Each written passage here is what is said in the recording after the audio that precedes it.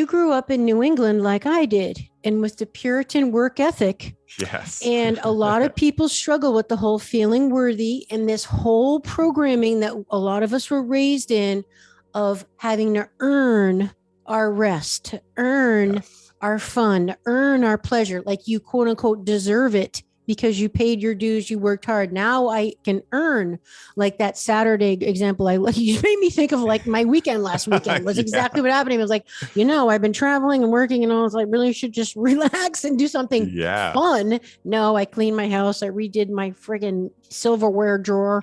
I mean, it's like stupid stuff, just being, Yeah. busy and quote unquote productive, Hmm. because it made me in a sick way feel better about myself. Like, Hmm. okay, I was productive, like what an idiot. And then I start Monday, right? And then I start Monday exhausted and I wonder why. It's like, what is wrong with me? Why can't I just give myself permission to fully and wholeheartedly embrace relaxing and doing, God forbid, nothing? Like, Hmm. what would you say to people like that really struggle with, okay, what is it? A lack of worth? I mean, what is that all about? How do I reprogram myself?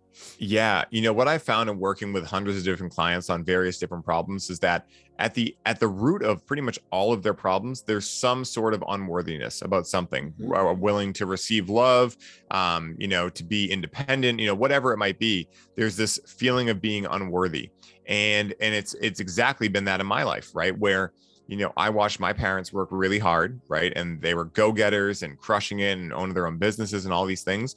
And so I learned as a child, right? Like that if I want to relax and watch a movie, well, I must do something to earn that. And so I've been working through this pattern a lot of my life. And it's specifically what one of the main things that cannabis has helped me with, because I know that when I interact with cannabis, I am able to give myself the opportunity and invitation to relax and the permission to relax. And so I start asking myself, okay, well, what's different in my experience with cannabis than in my sober state of reality that leads to such a different result? And so what I've realized in my own experience is that, it's this relationship with the feminine. And it's funny because I'm a very feminine person. Like I'm very in touch with my feminine side as a man. And so it really started, irking me. But I think for anyone listening, what I would say is that start realizing this doing and this need to do as an addiction, right? And we know the first part of, addiction is admitting you have a problem, right? And so once you admit that, like, okay, maybe, like, you can use soft talk, right? As if maybe I, have a problem with relaxing. And then just like anything, so imagine that you're like, maybe I'm overweight. Well, what are you going to do, right? You're going to need to make a plan to go to the gym. You're going to need to make a plan to eat healthy. You're going to need to make these plans and then put your masculine energy in action to go do them.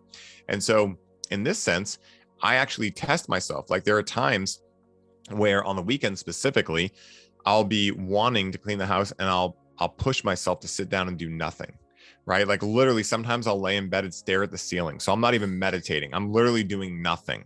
I'm like, and it's so uncomfortable in the beginning. But what I've started to realize is that now there are times where literally even my analytical mind is like, hey, let's go lay in bed and do nothing. I'm like, whoa, that's new, right? And so like anything, it's a muscle and you can train it. But for a lot of us, especially in the Northeast, it's just atrophied, right? It's like if you have a tricep that is atrophied, right, you're not going to be able to do good pull-ups, right? And so rather than think, oh my God, what's the issue, and try to figure it out, or just keep, atrophying your tricep, you just start training your tricep and eventually we'll get strong enough that you can do a pull-up. And so it's the same thing with relaxation. Relaxation is a muscle. And one of the things that came through for me in a plant medicine journey that I feel is pertinent to say here is that I had this download that we must fight for the version of life that we want, right? And by fight, it's a little bit of a masculine word, but I've said that before. I can't even believe you just said that. I've literally said that before. You have to fight for the life you want. Yes. And so it's crazy. The reason I use the term fight is because what do we know about fights? They're not always comfortable, right? They don't always feel like easy, right? And like, simple to do. And so for anyone, just flip the same script of like, this relaxing is you setting a new P off on a deadlift, right? A PR on a deadlift, or it's, taking on a new project work, whatever you already find exciting to challenge yourself with, relate it to that and go, oh, this is just another version of going to the gym, or another version of having the hard conversation with my partner, or another same side of, fill in the blank here. Right. And so if we look at it that way, you'll start to realize that in most cases, anyone listening, no matter what you're doing and what your life is like, you're already really good at fighting for something in your life, right? And you might be fighting for the wrong things, but you're good at doing it. And so just apply that same type of mindset onto now what you know you want to fight for.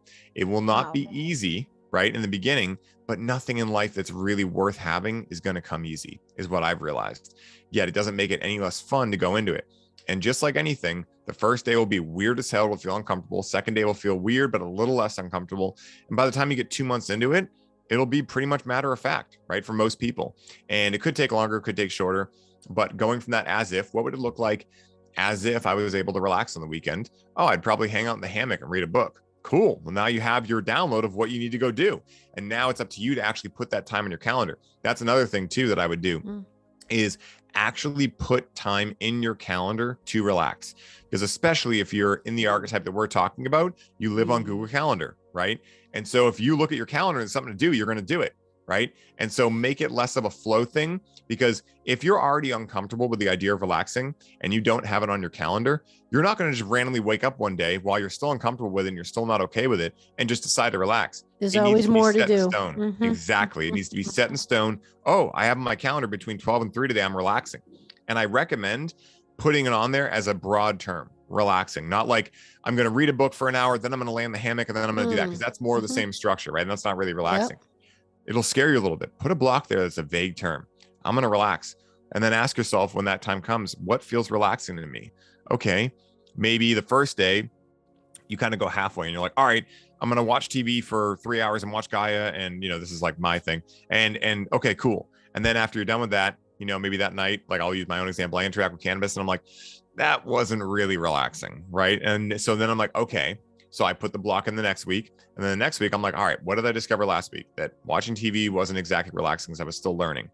So maybe then what I do is I meditate for an hour and a half or 2 hours, right? And I come out of that and I'm like, okay. And then I sit with Cannabis that night because that's my objective check-in at what relaxation is. And I'm like, how much does this experience with Cannabis feel like that meditation? And I'm like, ooh, this is a lot closer. Okay, cool. And so next weekend, maybe it's like, I want to go take a walk without my phone for 2 hours. And you start realizing like, oh, that felt like the meditation did. Okay. And you start training yourself into what relaxation feels like. And so, it's a muscle, train it, put it on your calendar and just start your own science experiment. That's what I would say. That's so brilliant. Because, I've talked about this in many of the shows, because our nervous system gets habituated and we get used to, I think it was actually the episode with Alex Rybczynski, that we talked about how it becomes normal, like to be stressed out and busy. And it's like anything less than that feels abnormal and almost quote unquote boring. It's like you feel like life isn't exciting because you don't have that adrenaline juice, that energy. Adrenaline and stress is very energizing. It gives you energy to mobilize, to fight or do whatever you got to do. And it's addicting. Yeah. And those chemicals are very addicted. That's addictive. Yeah. That's for sure. It makes me think about, though, that, I love all your examples. I literally am going to listen back to this episode and do some of this stuff because I think it's important to say to people too, that I love how you self-reflect and you don't throw the baby out with the bathwater. So let's say you put in your calendar, I'm going to do this structure of time to, and then you don't, because I'm just thinking I'm going to do that. And then I'm going to blow it off because I'm going to say, well, I normally would, but I have to prepare for tomorrow's show, or something comes up that I blow it off, or I say I can't, right? Like, because something else is important. And so it's important, I think, for people not to then dismiss it and berate themselves and say, you suck. You didn't do it. You're a loser. Forget it. It's not going to ever work. They throw the baby out with the bathwater. But I like how you self-reflect. You look back and then adjust. Like, okay, can I at least do 5 minutes? Baby steps, like start with the 5 minutes of looking at the ceiling. Maybe it's not the 2 hours, and you didn't hit it exactly the plan, but it's a start. And that way you do start conditioning your nervous system for that to become normalized and comfortable, and even then pleasurable, and then look out. And I love that you brought that up, because one of the things that I tell people is, if there is one have to in life, right, which I'm a big language nerd, and so I really look at the language I tell myself. Yeah. But if there is one have to, it's you have to be your own biggest cheerleader. So if you're someone who beats yourself up, Like you are not the victim of life, right? Like no one, I truly choose to believe that no one is the victim in life, because I choose to believe we signed up for everything before we came here. And so, if you're beating yourself down, well, what is it? Someone else's responsibility to beam you back up, right? Because that's externalizing your power and being dependent on a substance, on a person, on, an entity, whatever it is, we have to be our own biggest cheerleader. And so as someone who had negative self-talk for years, I realized that wasn't going to get me to my goal. And one day I woke up and realized that if I'm going to live the life that I want to live, that I know I deserve to live, then I need to start changing the way I talk to myself, the way I treat myself, the way I judge myself, the way I do everything with myself, and start treating myself as a child, right? Where, like if a child spills milk on the floor, you're going to be like, what are you, an idiot? No, you're going to be like, oh, it's okay. We can clean it up. Right. And so, if we mess up, or rather when we mess up, because we're going to make mistakes, learn from them and go, hey, why did I skip the relaxation on my calendar today? Maybe I'm scared to do the one thing that I know I need to do, which is relax, right? Maybe I'm scared to have that tough conversation with someone in my life that, maybe I'm worried about, but like, I don't want to think that I'm really worried about them, and all these things that can happen. So like I was saying earlier, there's always a lesson to be learned in anything, whether our wins or our L's, right? Our losses. And so, if we are our own biggest cheerleader, then we ensure that every experience we have in life is going to be one that we can learn from. And once we get into the archetype of the learner rather than the knower, life becomes magical once again, right? Because then even when we lose or we make a mistake, we're excited because we're like, ooh, we just found a weak point in our armor, right? Let's figure out what that is. Let's fix it. I use all these analogies a lot of like the warriors and the race cars and things like that, because, for me, one of the reasons that the universe loves to speak to me in analogies. But the other thing is that it's easy to understand. A lot of these are, I imagine, not for most people listening to your show, but these can be far out things for people to think about because they are a little more flowy, right? Like this idea of, asking yourself why you didn't do things and actually having these conversations with yourself.